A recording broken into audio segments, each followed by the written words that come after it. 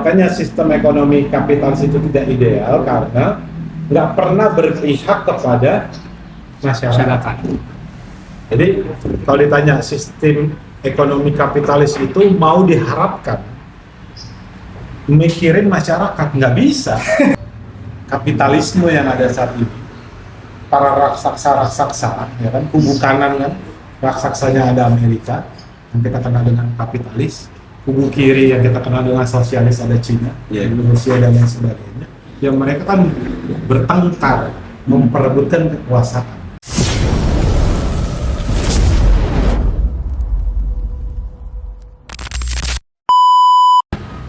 Assalamualaikum warahmatullahi wabarakatuh. Waalaikumsalam warahmatullahi wabarakatuh.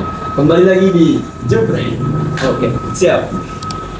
Jadi insya Allah malam ini ya kembali lagi kita di episode yang ke 10 ya, kurang lebih 10. Ya, panitia 10 ya. Oke. Episode yang ke 10 ya. Jadi pertemuan malam ini kita kebetulan juga kita mengundang bintang tamu yang luar biasa, spektakuler, Berlebihan. berlebihan. Ya, beliau bernama Bang Fidi. Beliau seorang pegiat media sosial yang cukup konsen dengan kebijakan-kebijakan rezim, ya, tentang urusan politik.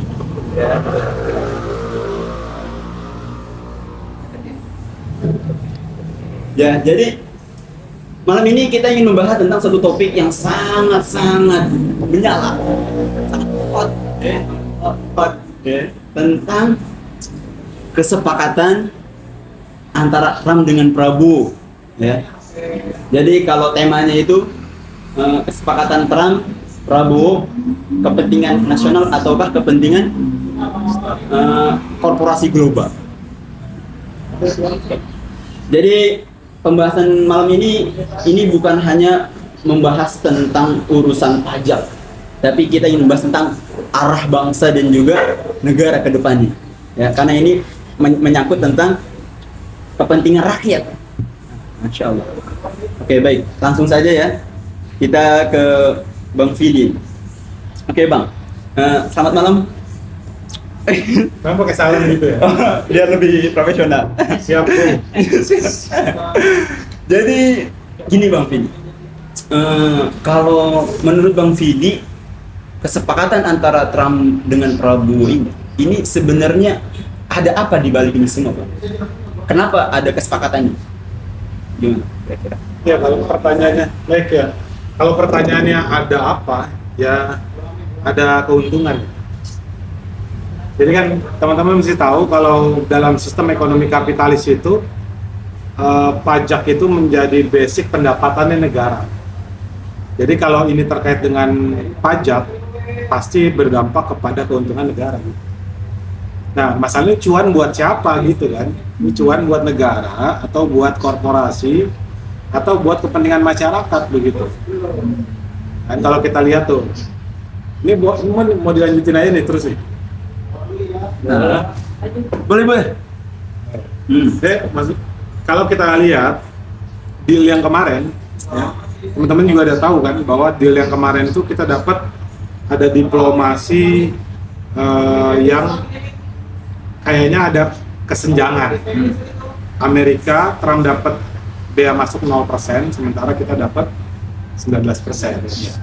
Nego dari 32 kan, 32%. Padahal Vietnam itu dapat 46 jadi 20%. Artinya kalau nilai kita tuh sebenarnya kurang berhasil dalam negosiasi kan. Kan kalau Vietnam dapat 26% diskon, kita dapat cuma 13% diskon. Nah, yang bikin ngeselinnya ya kok udah kita 0% ngasih ke Amerika, kita dipaksa belanja kan? Belanja Boeing 50 unit. Terus habis itu belanja energi ya, sebanyak 15 miliar dolar atau 274 triliun. Biaya pertanian, belanja biaya pertanian sebesar 73 triliun. Nah, terus yang mencengangkan lagi bebas akses. Kan kalau Trump tuh bilang kan di dalam wawancaranya, kita dapat akses everything, semua Indonesia. Akses penuh. Penuh gitu. Nah, ini kan ngaco sebenarnya kan. Kok iya mau gitu? Kok mau dengan kayak gitu kan gitu. Ya makanya pertanyaannya sebenarnya kok mau deal kayak gitu. Tapi sebentar Bang, sebelum lebih dalam ya, Ya. sebetulnya kesepakatan ini itu apa namanya, yang inisiatif pertama itu siapa Bang? Pasti Indonesia. Kenapa? Karena gini, gaya ketika Trump begitu dia naik menjadi presiden, dia katakan kan di kampanye sebelumnya aja kan, we make American great again. Ya. Kita mau bikin Amerika nih jadi bangkit kembali begitu. Terus yang sekarang ketika fase rezimnya yang sekarang itu, dia bilang American First. American First itu maksudnya pengen jadiin Amerika jadi negara yang berkuasa kembali gitu, nomor satu lah di dunia. Artinya dia tahu bagaimana harus memanuver membuat satu bentuk aktivitas politik yang bisa membuat posisi Amerika itu di atas angin. Iya. Nah, kalau basicnya sistem ekonomi kapitalis itu pajak, maka ya di bluffing, digertak tuh. Iya. Negara-negara dikasih pajak, ditinggiin. Sebenarnya itu buat mengukur kira-kira kalau buat tinggi ini negara itu gimana kalau dia bergantung sama gua nih sebagai negara adikuasa, pasti dia akan datang ke gua nego. Ya. Kira-kira gitu. Ya. Makanya dia bluffing tuh, dia gertak aja terus-terusan tuh. Naikin pajak sekian persen. Begitu Cina dia gertak, Cina gertak balik. Nah, dia tahu posisi berarti Cina kuat secara ekonomi. Ya. Ya kan itu jadi perang dagang sendiri. Nah, dia gertak kita 32% melalui kemarin di sounding. Nah, bahkan ditekankan ketika rapat BRICS kemarin, anggota BRICS Ya. semua dikasih 32% itu. Tentu kan kita merasa bergantung nih, kayaknya gua nggak bisa nih kalau segitu besar kan. Sementara pajak kita masuk ke Indonesia pajak kita masuk ke Amerika tadi cuma 3,3%. Kemudian naik menjadi 32%. Maka lobby khusus akhirnya datang. Artinya yang mulai datang siapa? Ya triggernya dari Amerika, ya kita yang melobi melakukan penurunan Sia-sia. negosiasi. Berarti memang Indonesia ini apa namanya, dengan tarif yang dinaikkan oleh Amerika itu, berarti sebetulnya itu sengaja itu dibuat oleh Amerika ya Bang ya? Iyalah. Kira-kira gini Bang, kan kemarin itu ada narasi-narasi ya, maksudnya dengan kesepakatan tadi Amerika itu apa namanya 0%, Indonesia 19%. Ini ada yang bilang ya banyak pro kontra lah. Tapi ya banyak yang bilang kalau misalkan ini tuh Indonesia nih kayak ibaratnya kalah gitu dalam kesepakatan ini. Ya. Tapi ada juga yang bilang untung juga gitu. Ya. Itu gimana Bang? Ya, kalau dari sudut pandang pemerintah kan pemerintah merilis pernyataan terkait dengan kesepakatan negosiasi yang kemarin itu. Pertama adalah dari Menteri Perdagangan ya, statementnya Zulkifli Hasan itu menyatakan bahwa akan memberikan investasi. Jadi Indonesia akan mendapat investasi lebih banyak dari Amerika, ya kan? Nah, terus dia bilang juga yang kedua itu membuat hubungan diplomasi yang erat, gitu. Jadi kita menguatkan diplomasi kepada Amerika. Yang ketiga itu kita nggak kuat juga swasembada produk-produk yang kita 0% kan. Jadi produk pertanian seperti gandum, sama soybean, sama kedelai kita juga nggak bisa, gitu. Kita nggak punya produknya. Makanya ketika dinolkan harusnya kita untung katanya gitu. Karena kan tadi tarif Amerika masuk itu kan 7,9%. Ya tarif barang yang pertanian tadi itu 7,9%, rata-rata tarif 8%. Rata-rata produk itu kan berbeda-beda tergantung item produknya. Masuk, kemudian dari 7,9%, kemudian dinolkan, ya kan kita harusnya diuntungkan gitu katanya. Sehingga itu kan bahan baku yang masuk, tetap nanti barang jadinya ada spare harga yang besar. Artinya kalau gandum masuk jadinya Indomie misalnya. Iya, gandum jadi masak roti. jadi roti gitu. Tetap ada nilai tambah ya tentunya. Ini menurut pemerintah. Tapi menurut pengamat menyatakan pertama deal ini nggak oke lah. Karena apa? Karena kita tuh kalah gitu ya dalam negosiasi ini. Lagi kesepakatan tambahan tadi yang membuat kita kalah. Yang kedua, pengamat itu mengatakan bahwa ada lobby-lobby khusus, kepentingan oligarki dan beberapa orang. Jadi kepentingan elit global dan elit lokal Indonesia sendiri gitu. Nah, justru saya melihat ini lebih besar potensinya ya, kepentingan segelintir orang ini, makanya deal itu yang terkesan kalah dipaksakan begitu. Jadi ada deal yang terkesan kalah tapi kok dipaksain kan gitu ya. Nah, jadi posisi kata pengamat yang katanya ada kepentingan elit lokal dan elit global ini menurut saya ini lebih tepat menjadi jawaban. Jadi kesepakatannya itu kalah menurut pengamat itu, Sir. Iya, kan kalah kan. Maksudnya kita dapat 0%, kita dapat 19%, Amerika dapat 0%. Gini. Ini Anda kasih sedikit ya. Mungkin bisa dijelaskan dengan bahasa bayi gitu, Bang, biar lebih sederhana gitu ya. Mungkin para pemirsa juga mau memahami Ya, dengan sederhana. menurut saya ini lebih kepada kepentingan elit global atau sekelompok elit lokal di negeri ini. Makanya akhirnya dipaksain. Contoh gini, Antum tahu bulan November tahun 2024 itu Presiden datang ke Washington DC, kemudian meeting sama 25 bos perusahaan besar yang ada di Amerika. 1 bulan setelahnya, 3 Desember 2024, 50 utusan dari perusahaan Amerika dikumpulin di istana. Dan di dalamnya ada Exxon, ada Chevron, ada Boeing. Ya. Yang kemudian orang-orang ini diuntungkan secara keputusan negosiasi tadi. Kita tahu Boeing kita beli 50 unit, kita kontrak 274 miliar dolar ya terkait dengan energi yang akan digarap sama Exxon dan Chevron ya. Kemudian kita juga menghabiskan hasil gandum tadi sebanyak 73 triliun yang mana ini baru beberapa waktu yang lalu ada MOU juga yang terjadi antara Apindo ya, dan Indofood dengan Amerika mengambil 1 juta ton per tahun kontrak dari 2026 sampai 2030 untuk mengapa? Ngambil gandum.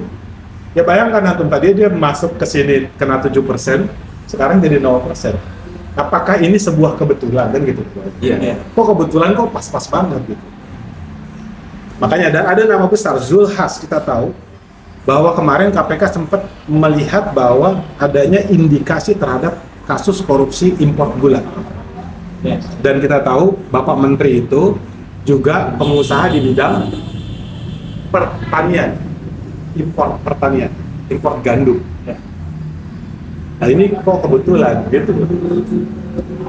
Nah terus aktor dagang, saudara dari Bapak penguasa kita, PT Arsari Group, investor dari energi, mineral, pertambangan, dan nuklir. Nah itu kemarin yang makanya tadi saya bilang ada litigasi pajak yang dikenakan oleh Swiss itu sebesar 144 juta US dollar yang membuktikan bahwa PT ini atau grup investasi ini berpengaruh di dalam skala dunia.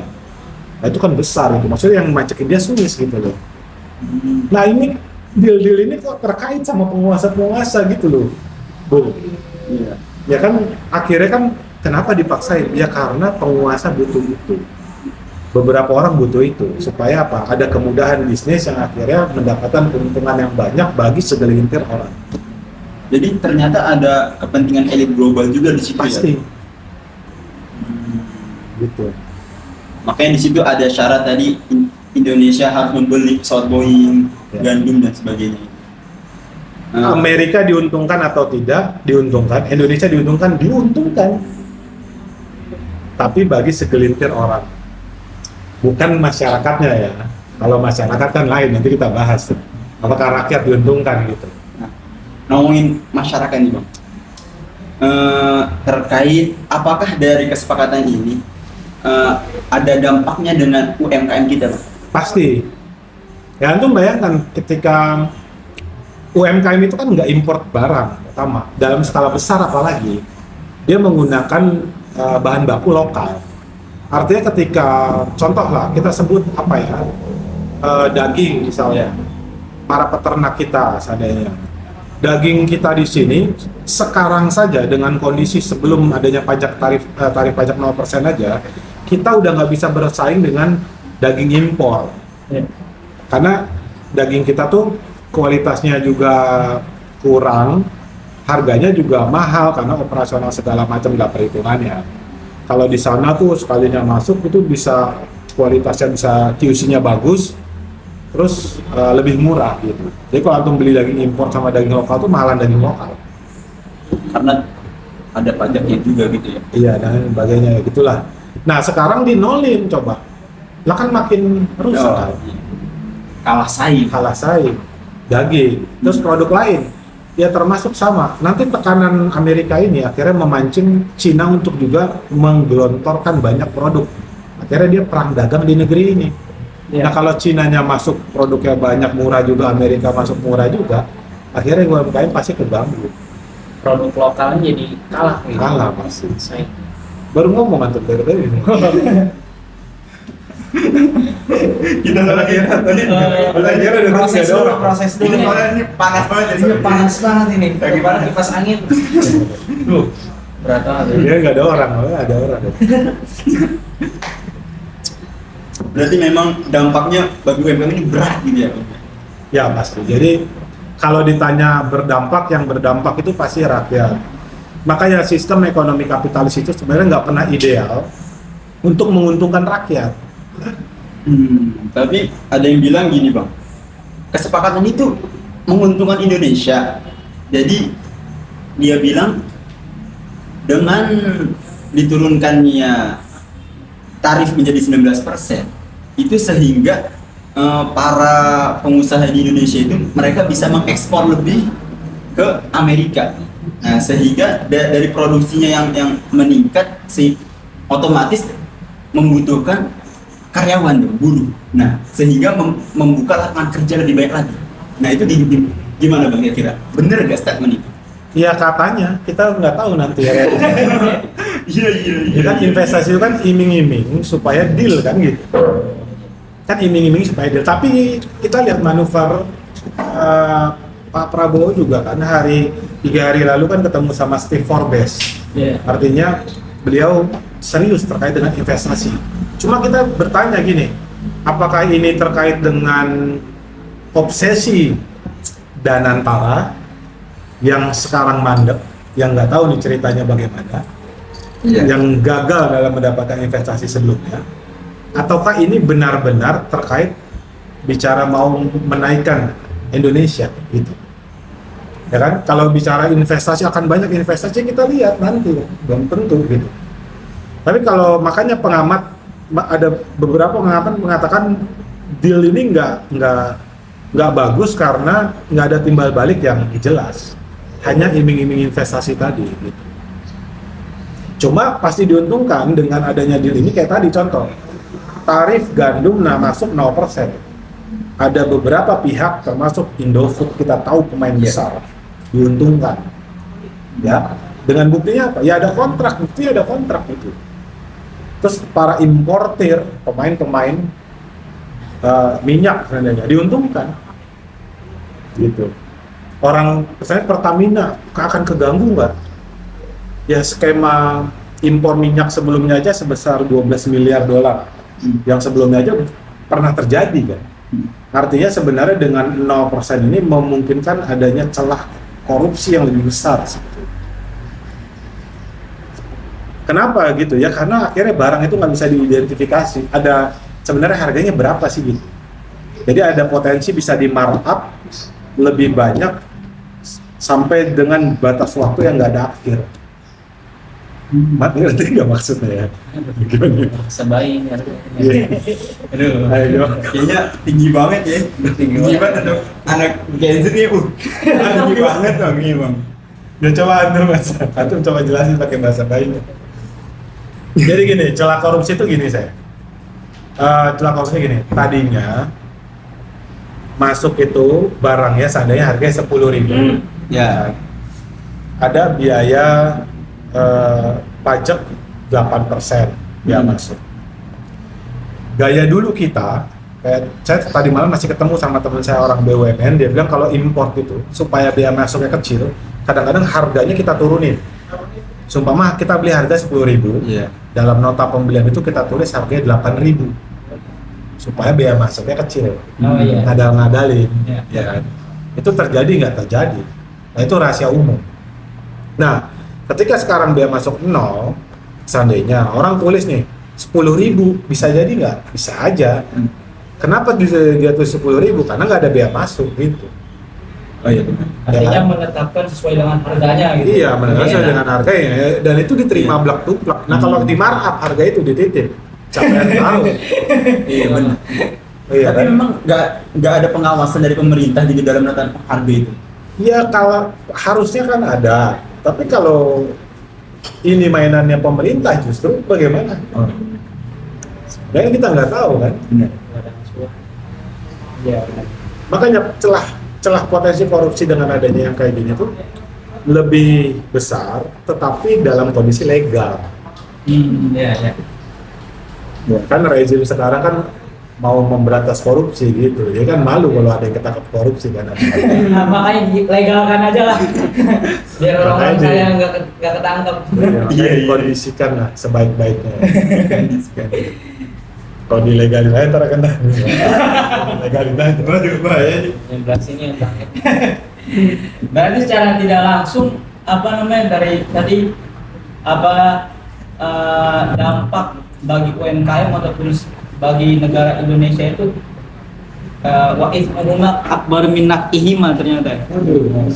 Dosanya itu mudorotnya lebih besar daripada manfaat yang diterima dari apa penetapan pajak itu berarti. Ya makanya sistem ekonomi kapitalis itu tidak ideal karena nggak pernah berpihak kepada masyarakat. Jadi kalau ditanya sistem ekonomi kapitalis itu mau diharapkan mikirin masyarakat, nggak bisa. Ya dia memikirkan orang-orang yang punya kepentingan, yang punya power, yang punya kekuasaan, yang punya duit atau yang punya jabatan. Nah kalau umat masyarakat dia kagak ada yang dipikirin. Kan begini sebenarnya kan, kalau dia mau, kalau Indonesia kuat secara tawar menawar harusnya dia kayak Cina.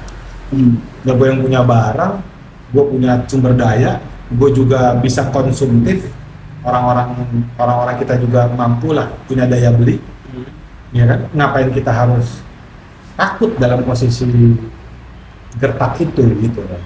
Artinya kan kita bisa kuat nih, cuma kan kita nggak berani. Itu bukti bahwa kita ketergantungan. Jadi Indonesia memang masih belum bisa mandiri gitu bang dalam ekonomi gitu. Jadi ada ketergantungan dengan Amerika. Ya faktanya, antum tahu Indonesia itu siapapun presidennya setiap tahunnya ekonominya akan tumbuh 5%. Siapapun mau presidennya antum itu udah pasti akan tumbuh 5%. iya autopilot.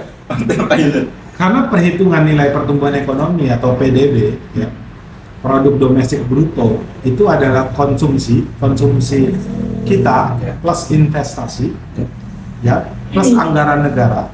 Kita tahu anggaran negara terus naik, plus ekspor kurang impor. Nah, maka jadi nilai pertumbuhan ekonomi atau PDB. Nah, kita lihat dengan adanya jumlah penduduk yang banyak dan konsumtif, pasti konsumsinya besar. Dan itu dengan adanya inflasi juga pasti akan naik terus. Orang konsumsi terus. Nah, anggaran negara jadi satu poin dalam perhitungan pertumbuhan ekonomi. Nah, anggaran negara kita tahu terus bertambah. Makanya auto setiap tahunnya pertumbuhan ekonomi itu harusnya 5%. Dan kalau tumbuh 5% itu nggak istimewa. Karena antum tidur aja, lu tidur aja sebenarnya bisa tumbuh gitu secara hitung-hitungan. Nah harusnya gimana cara 6% gitu, harusnya gimana 7%. Makanya kalau pemerintah kita kan pede tuh bisa 7% gitu. Ya kita lihat 1%-nya susah ngedongkraknya gitu. Kemarin di balik kesepakatan ini juga ada berita ya, dari Kompas TV saya baca, ternyata data pribadi kita juga dijual bang. Itu benar Pak? Ya, bukan dijual, menjadi bagian dari kesepakatan. Mungkin kesepakatan. Katanya menjadi bagian dari kesepakatan. Apakah demikian? Bisa jadi. Kenapa? Karena gini, kalau antum perhatikan, Trump dalam wawancaranya, dia bilang, di antara semua deal yang dia dapat, negosiasi kepada Bapak Presiden kita itu, yang dia sangat beruntung adalah memiliki akses kepada sumber daya alam. Iya. Termasuk intinya tembaga. Ya. Nah, kalau terkait data, kenapa? Karena antum harus tahu musuh dari Amerika sebetulnya ada Cina. Iya. Jadi kalau antum intelijen ini CIA, antum nonton film rekrut gitu. Ada film-film intelijen mereka itu, mereka cuma berpikir bagaimana mengalahkan Cina. Gitu.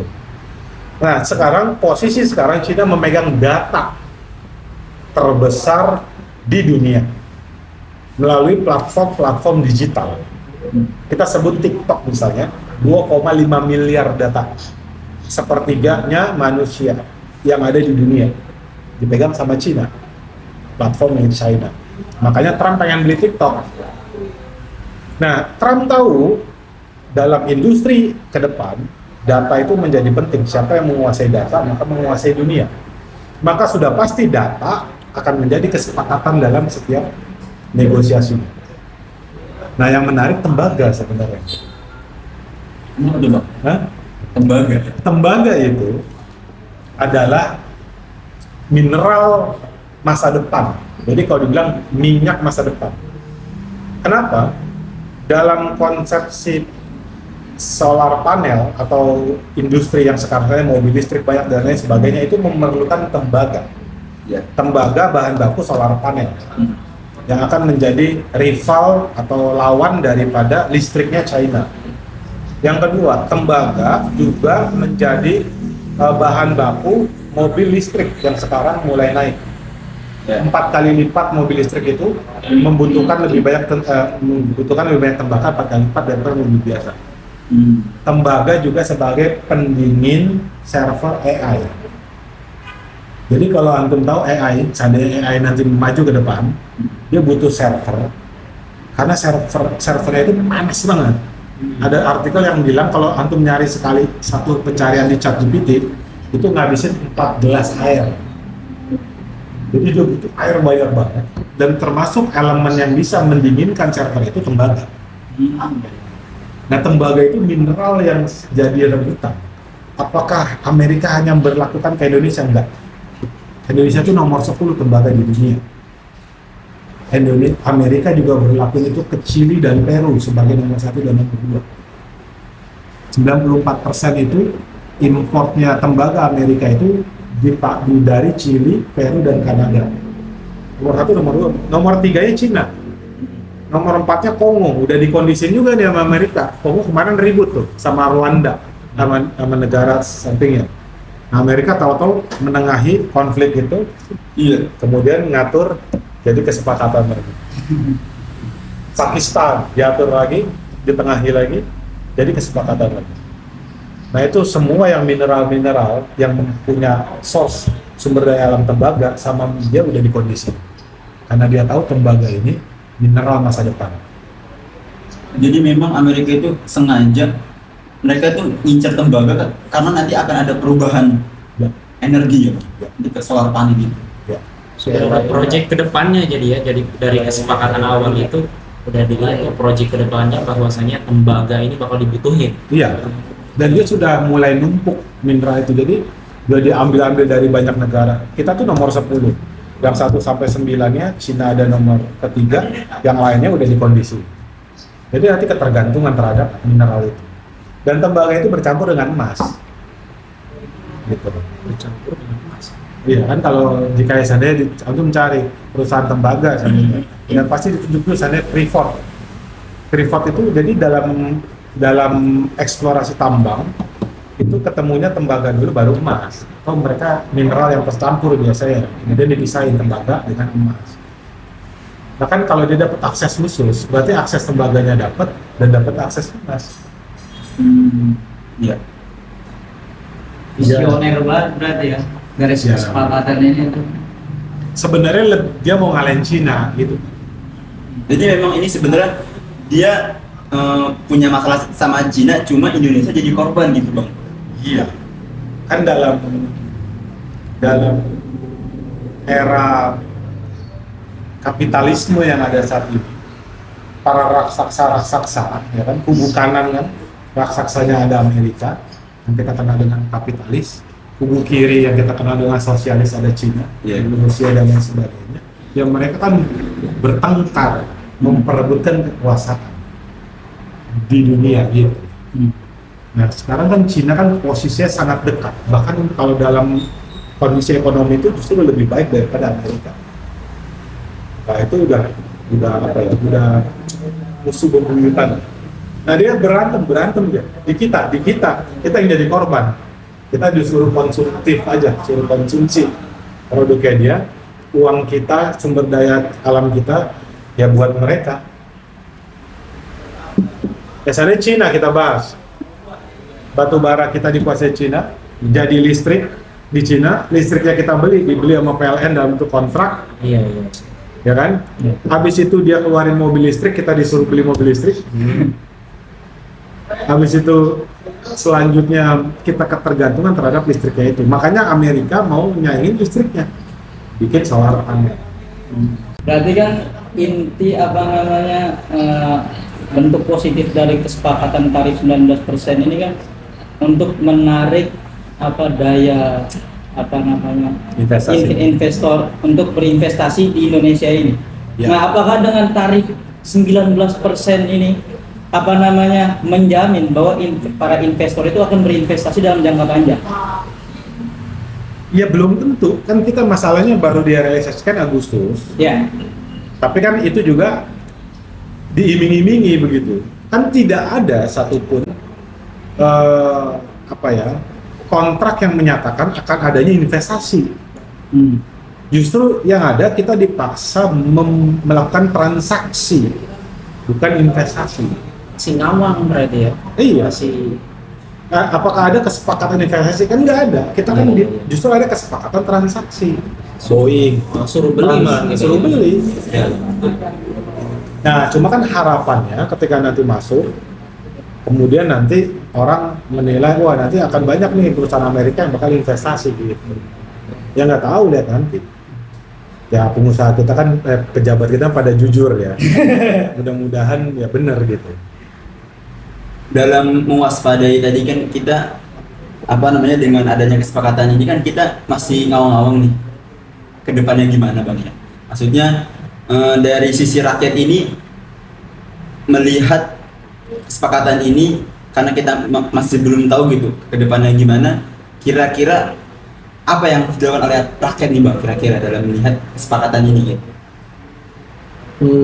Rakyat itu sebenarnya hanya mendapat dampak ya, paling nggak mendapat dampak. Kalau merasakan langsung terhadap kesepakatan ini, ya sulit bisa merasakan langsung karena bukan pelaku bisnisnya. Kecuali antum seandainya pengusaha importir gandum langsung berasa. Antum seandainya ekspor ke Amerika mungkin langsung berasa. Biasanya antum kena bea ekspor 3,3%, total sekarang jadi 19%. Jadi dilihatnya di situ, bukan yang 32 turun ke 19 dong. Iya. Gitu kan. Nah, tapi rakyat yang akan berasa oleh rakyat akan banyak perusahaan yang akan sulit dalam persaingan. Artinya kondisinya akan banyak perusahaan yang akan gulung tikar. Maka akan banyak PHK ke depan. Ya kan? Tapi itu cara untuk merubah peradaban era industrial kepada era informasi, saya bilang. Dengan cara PHK massal. Kalau dulu era pertanian kepada era industri itu pasti ada paceklik. ada perubahan, transisi peradaban. Nah, PHK massal ini akan ada di depan mata kita dan terlihat kan sekarang jumlahnya udah signifikan. Udah ribuan. Iya kan? Itu karena sulit akan berkompetisi. Antum membayangkan akan ada kompetisi bebas antara produk Cina yang udah deal di 10 tahun di masa pemerintahan sebelumnya, karena keberpihakan pemerintahan sebelumnya kepada Cina. Iya. Kemudian yang sekarang keberpihakannya kepada Amerika. Sekarang Amerika masuk, banjir lagi produk Amerika yang akan berkompetisi. Pasar bebas terjadi di negeri ini. Maka siapa yang nggak bisa bersaing, gulung tikar. Nah kalau gulung tikar, PHK. PHK massal, ya pasti akan ada kesulitan ekonomi begitu. Nah kalau udah PHK massal tuh biasanya pinjol naik kan. Kriminal tinggi. Kriminal tinggi. Berarti sebetulnya ada gak sih Bang kalau misalkan kita nih sebagai UMKM ya, sebagai pelaku bisnis lokal dalam menanggapi fenomena ini gitu. Kira-kira agar kita selamat gimana gitu Bang? Supaya kita nggak Selamat merugikan gitu. usahanya. Selamat usahanya gitu. Kalau kita sebagai dari si pelaku usaha. Kayaknya nggak ada di pertanyaan ya. Selamat Improvisasi. Ya kalau pengusaha UMKM gimana supaya bisa survive, bertahan, Iya, betul. supaya bisa selamat? Ya gimana ya, sulit ya sebenarnya. Artinya dalam kondisi saat ini survive aja tuh jadi pencapaian gitu. Iya. Untuk bisa bertahan gitu ya. Itu aja bisa pencapaian. Boro-boro mikirin untuk bisa untung gitu loh. Jadi para pelaku UMKM sekarang tuh justru targetnya jadi mundur, bukan lagi mikir untung, dia gimana cara bisa bertahan dengan kondisi sekarang. Contoh gini saya. Digeser dari era peradaban offline dimasukin online, maka orang yang offline udah mulai kalah sama yang online, ya kan? Dipindahin tuh kayak rumah makan, apa pedagang-pedagang pinggir kaki lima, kalau dia nggak ikutan online habis dia, ya kan? Begitu udah pada pindah ke online, bergantung kepada online, habis udah bergantung dipajakin di online, dari 0% naik terus tuh di Gojek sampai kita sebut pelaku yang berinteraksi dengan platform digital itu, sekarang udah 20% kena potongannya. Kalian ya di Shopee sekarang itu 13% potongannya. Dengan kebijakan barunya itu bisa bertambah, jadi ada yang kena bisa sampai 40%, ada yang kena sampai minimal 18% potongannya. Jadi yang offline disuruh pindah ke online, di online dipajakin juga. Tambahan lagi dari pemerintah dipajakan lagi 0,5% pelaku bisnis online.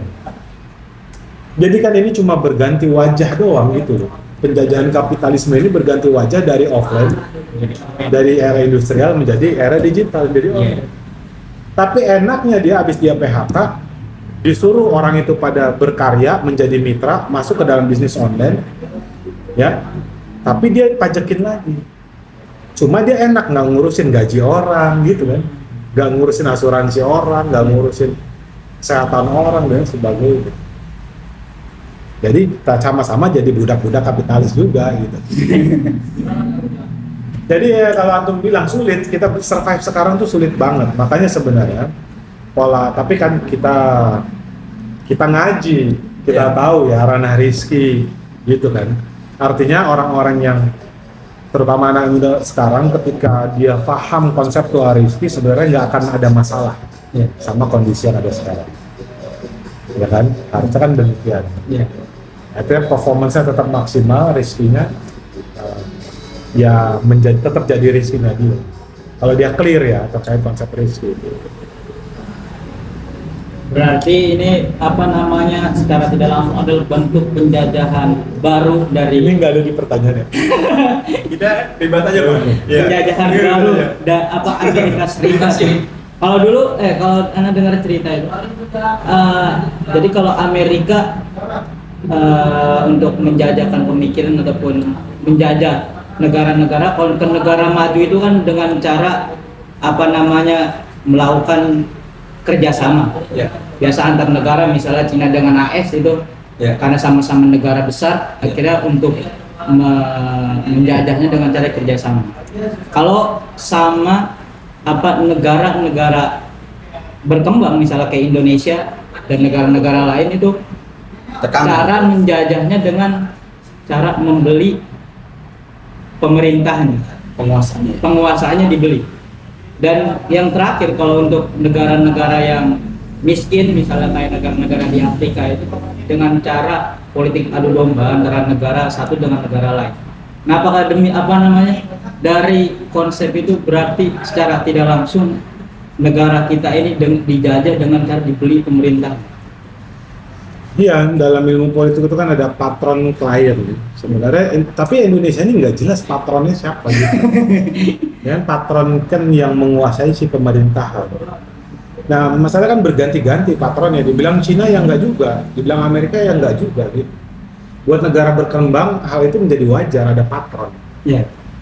Nah, kalau kayak Antum bilang tadi, ketika dia di negara maju, memang dia akan ada negosiasi karena dia kan head to head, dia punya kekuasaan yang sama sehingga bentuknya kesepakatan. Tapi sebenarnya Indonesia ini diperhitungkan sebagai bentuk yang bisa dinegosiasikan. Jadi jangan antum kira kesepakatan yang kita dapat itu kita kalah telak, sebenarnya dari sudut pandang pemerintah enggak juga. Ya kan kita untung, tapi masalahnya rakyat tidak merasakan keuntungan itu. Ya kan pemerintah atau sebagian orang, kita sebut segelintir orang tuh sebenarnya untung. Cuma masalahnya untungnya buat individu, bukan ya kan? Ya. Bukan buat rakyat. Ya sekarang gini, 1 juta ton gandum, seumpama, dengan diskon dari 7,9% menjadi 0%. Nah kalau pembeliannya 73 triliun, berarti dia punya keuntungan tambahan sekitar berapa tuh? 4,9 triliun. Kira-kira begitu. Nah cuma kan nggak dirasain rakyat gitu. Iya. Benar. Berarti memang kebijakan ini tuh sebetulnya bukan untuk rakyat. Iya, buat memenuhi perut para Elit global. antum yang ngomong ya. Global kan lebih umum kayaknya. Elit global itu tidak bukan Kalau bilangnya untuk mengenyangkan perut pemerintah kita, nah itu baru. Nah, kan sebetulnya kesepakatan ini juga ini ada hal yang menarik juga nih Bang. Jadi kesepakatan itu di Prabowo ini melakukan kesepakatan ini via telepon. Ya. Nah, maksudnya tuh kita pengen ngebahas tentang masalah etik nih Bang. Kira-kira dengan kita kan punya sistem demokrasi nih Bang. Ya. Maksudnya terus juga dengan dia melakukan kesepakatan itu yang mana pasti berdampak luas dengan rakyat. Dalam etika kepemimpinan kita nih itu gimana tuh Bang kira-kira? Emang via telepon? Iya. Beritanya gini Bang. gitu. Jadi beritanya via telepon. Ya saya baru dengar kalau memang via telepon. Harusnya kan enggak via telepon karena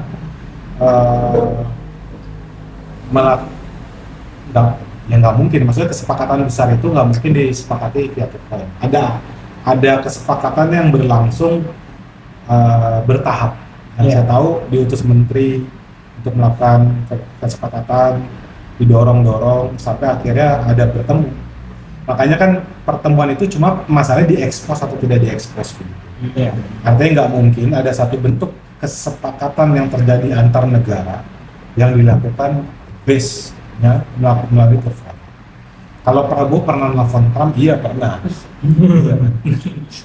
Kan beliau kan waktu menang dilantik juga di telepon gitu kan, nelfon Trump dan sebagainya.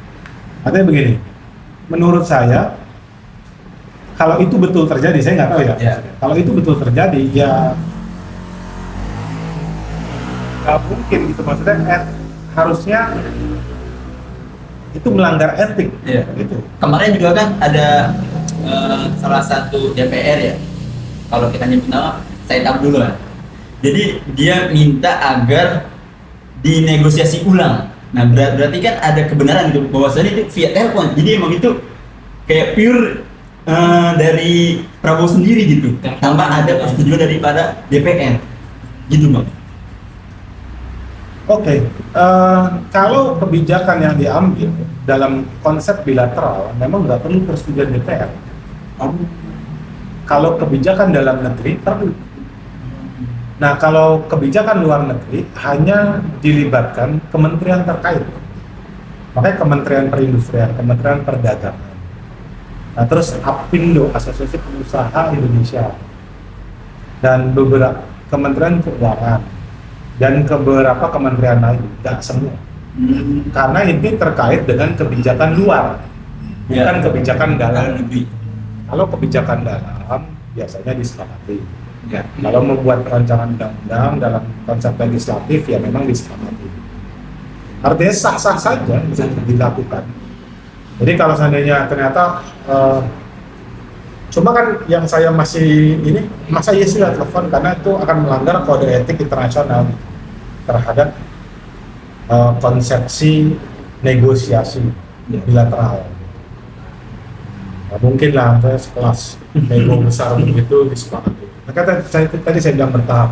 Dari mulai November sudah ada pertemuan, kemudian Desember, kemudian lanjut sampai dengan Juli, putus di bulan Juli ini.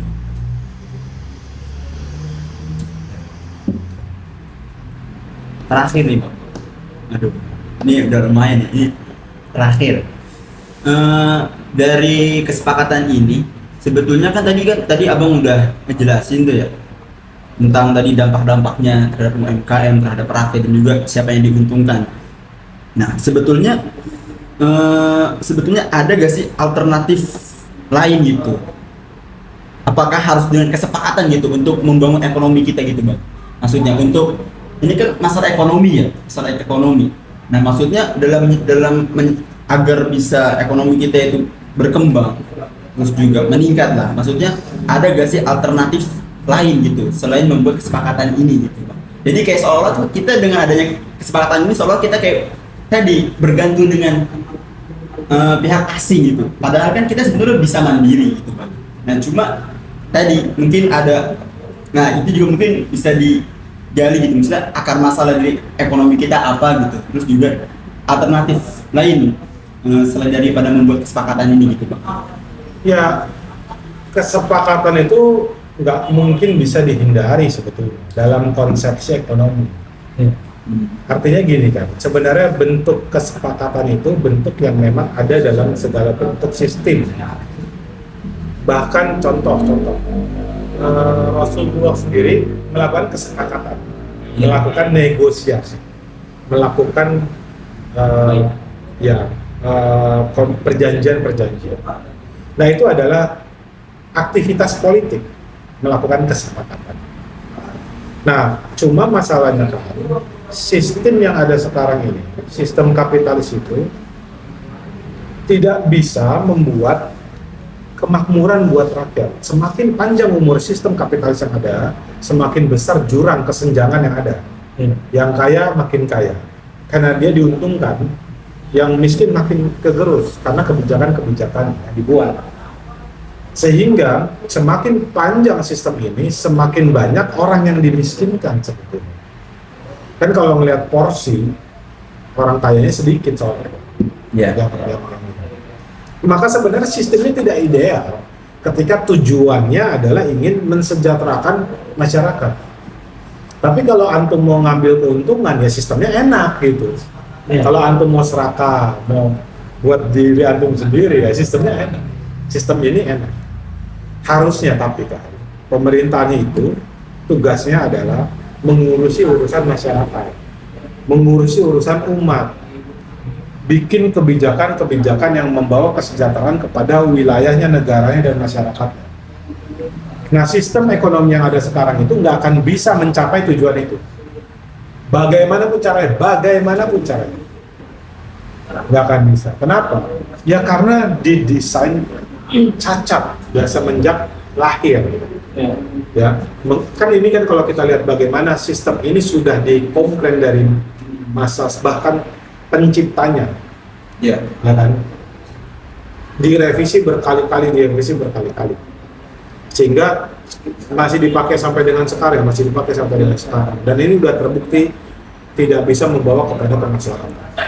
Kalaupun ada yang ideal yang bisa membawa kepada kemaslahatan, yang menurut saya seharusnya sistem ekonomi Islam yang bisa membawa dan berfokus kepada kesejahteraan masyarakat. Karena terkaitan nanti bagaimana penguasa memiliki hukum-hukum yang terkait kepada ketika ditaati hukum itu, maka secara otomatis penguasa harusnya bekerja untuk mensejahterakan masyarakat. Karena kan terkait hukum. Artinya, simpelnya gini, pajak nggak akan ada di dalam sistem Islam. Pajak tidak ada. Tidak ada. Meskipun dengan yang asing itu nggak ada. Jadi Nggak ada. 0% juga. Iya, 0% semua, kompetitif. Riba nggak ada. Utang artinya tidak ada. Tekanan akan berkurang. Karena ini bicara, nanti akan ada aturan-aturan, nanti dia dalam kondisi. Semua transaksi jual beli, Ya. jual beli, kan gitu. Tetapi kan batas wilayahnya, sekarang kan kita tersekat dalam sekat-sekat nasionalis masalahnya. Artinya setiap negara punya kebijakan berbeda-beda, Ya. gitu.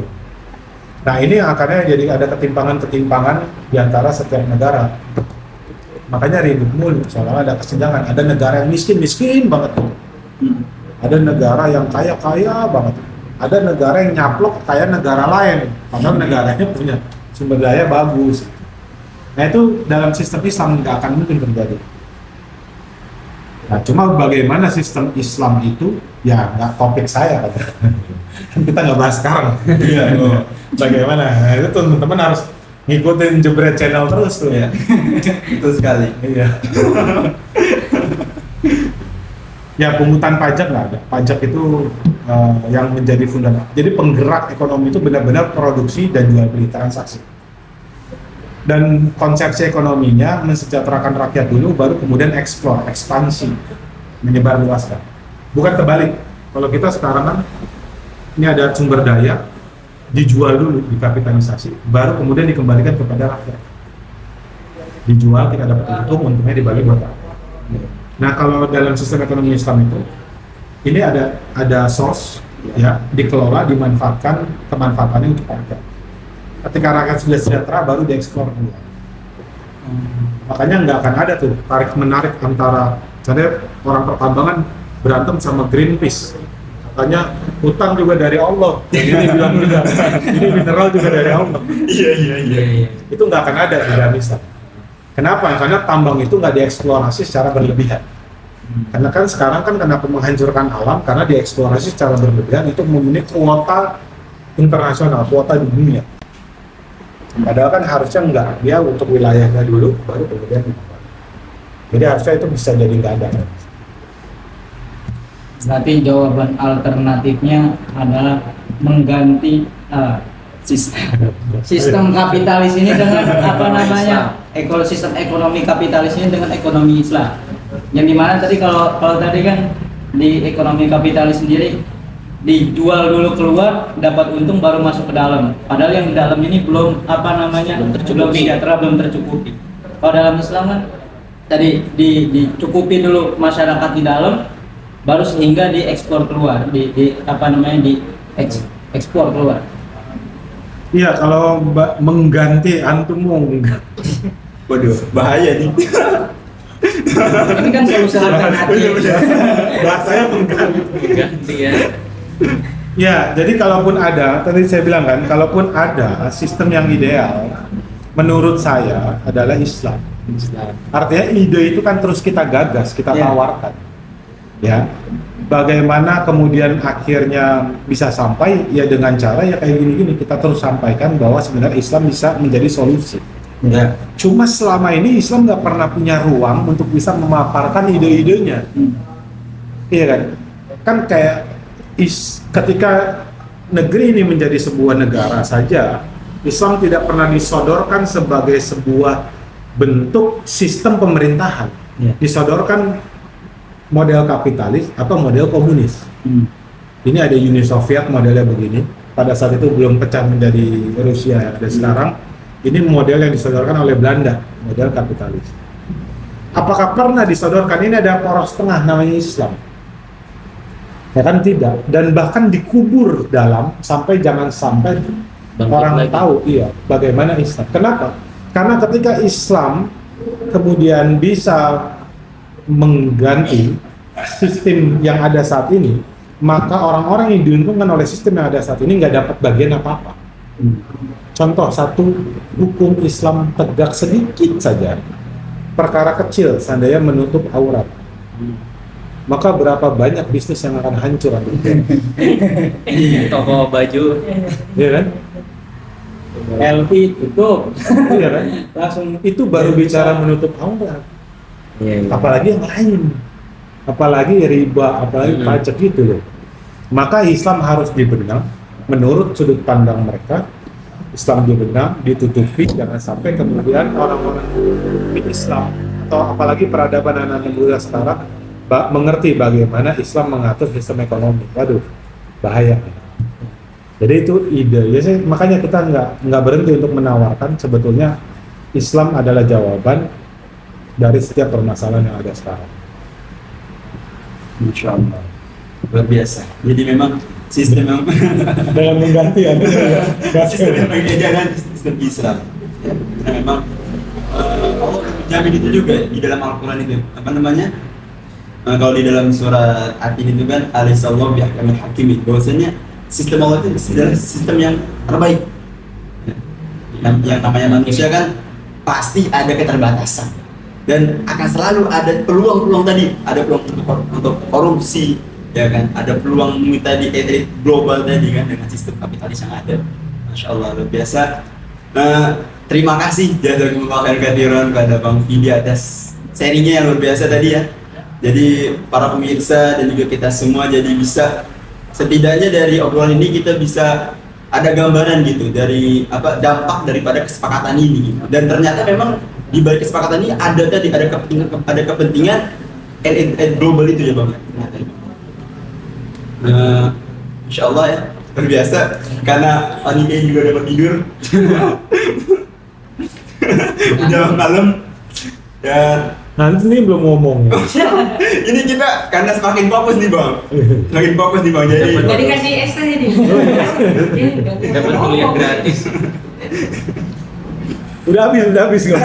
tapi biasa. Baik, terima kasih kepada Bang Fidi, jazakumullah khairan. Mudah-mudahan kita bisa ketemu lagi di episode berikutnya mungkin dengan Bang Fidi kali ya. Insya Allah mudah-mudahan ada kesempatan. Dan biasanya kita kalau mau penutupan ada jargon dulu Bang. Apa tuh? Jadi apa namanya? Nanti saya baba 1 2 3 nanti jebret gitu Bang. Oke. Oke. Kamera tengah. Ya. Oke. Jebretnya gimana? Gini, jebret gitu Bang. Ya. Oke, para pemirsa, alhamdulillah kita apa namanya dari obrolan ini mudah-mudahan kita bisa apa namanya banyak mendapatkan manfaat dan juga ilmu tadi dari apa namanya sharing Bang Fidi yang Masya Allah luar biasa ilmunya yang apa namanya membuat pikiran kita jadi lebih terbuka terhadap urusan negara ke depannya gimana. Oke. Terakhir closing statement ya.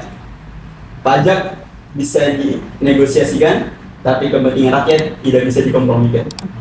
Asik. 1 2 3 jebret. Assalamualaikum warahmatullahi wabarakatuh.